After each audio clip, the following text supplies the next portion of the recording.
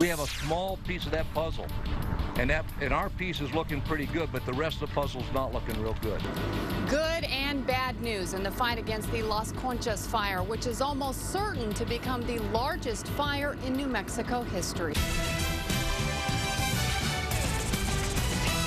Good afternoon. In just 5 days, the fire near Los Alamos has grown to more than 92,700 acres. And with the winds now kicking up again, the threat remains very real. At last report, the fire continues to be very aggressive in some spots, especially to the north of Los Alamos. After the arrival of reinforcements last night, more than 1,000 firefighters are now trying to stop this fire. But the Las Conchas is still only 3% contained, and it is on the verge of becoming the largest fire in state history.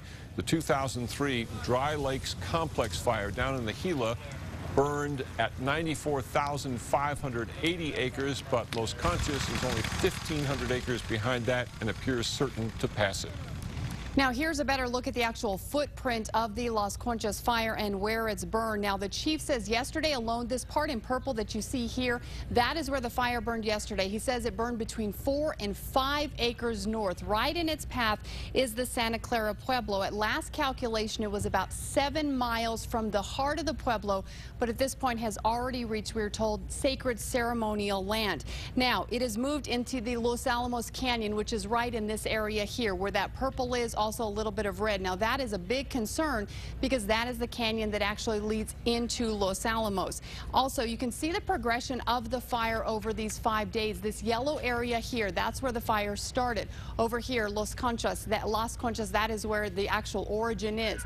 Then the orange area is where it burned on the second day. Then the red area on the third day. And then the purple, again, is where it burned yesterday. Again, it is over 92,000 acres.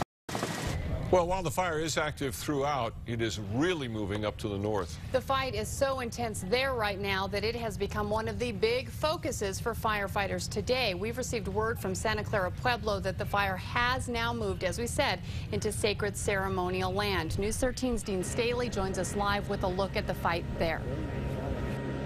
Well, Kim, I'm in Los Alamos, and I have to tell you, the winds here all day have been pretty steady, between 15 and 20 miles per hour. They have come up dramatically in just the last few minutes. You can see and smell the smoke in the air in a way that you haven't been seeing or smelling it all day here. Now, in the last 24 hours, this fire has run 5 miles to the north, chewing up more than 22,000 new acres. The good news is that firefighters have been able to hold the line along the eastern flank of the fire for the most part. The bad news is that the fire has made its way down, as you mentioned, into the Santa Clara drainage on the Santa Clara Pueblo. That fire, in fact, is backing down that canyon to the east right now, and because of that, firefighters are rushing to shift their resources to the north. We are moving resources north, but we are as well backfilling behind those resources to make sure that everything we've got as far as an anchor is covered. So firefighters continue to anchor that eastern flank of the fire. The big concerns right now, because of these winds, the concern of the fire pushing down east along that Santa Clara drainage, and of course also to the north. We should also tell you, and you mentioned this a little bit earlier, the sacred Chicoma Mountain, which is a very important mountain to the Santa Clara people, was burned, and the fire has moved, we understand, beyond that peak. That peak at about 11,500 feet, the highest in the Jemez. We'll have more on that part of the fire. Firefighters knew it was important, but they had to get out of the way last night and today as that fire pushed north. We'll have more on that coming up at 4:30.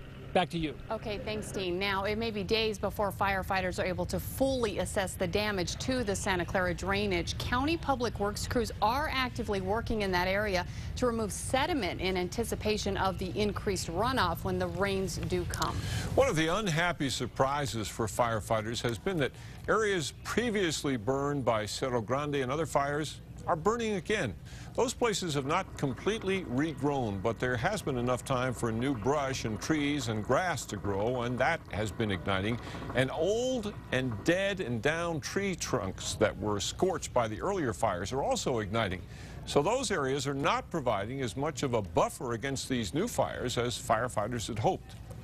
The burn scars are burning, and that's unusual. We're just seeing activity. The dead and downs are less than 3%. It doesn't get any drier than that. So the humidity in those logs is such that any fire, they're torching off on us. That's an unusual fire behavior. One good thing is that the fires don't usually crown in burned out areas because the new growth there is not tall enough for that. When fires do crown, that is jump from tree to treetop, they are much more intense and much more dangerous.